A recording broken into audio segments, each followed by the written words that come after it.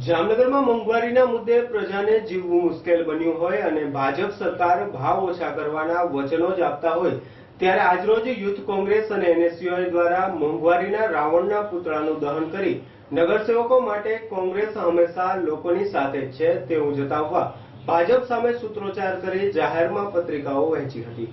જામનગરમાં મોંઘવારીના મુદ્દે ભાજપ સરકાર સદંતર નિષ્ફળ ગયાના સૂત્રોચ્ચાર સાથે જિલ્લા કોંગ્રેસ અને યુથ કોંગ્રેસે આક્રોશ ઠાલવ્યો હતો।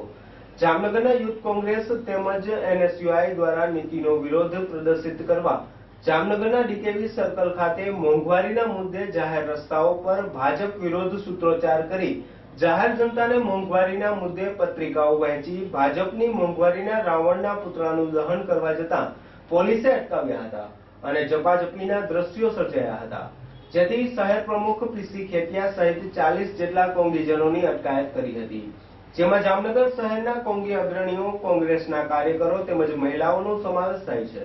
કોંગ્રેસ દ્વારા હવે તમામ લોકોને મોંઘવારીના મારને હવે મૂંગા મોએ સહન ન કરવાનો નિશ્ચય કર્યો છે।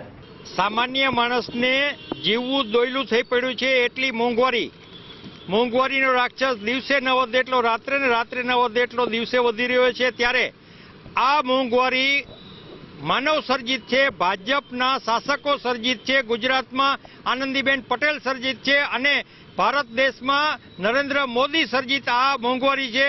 એ મોંઘવારીનો વિરોધ કરવા માટે આજે અમે મોંઘવારીના પુતળા દહનનો કાર્યક્રમ કર્યો, ત્યારે અમારી અટક કરી અમોને ફરજના ભાગરૂપે લઈ ગયા છે।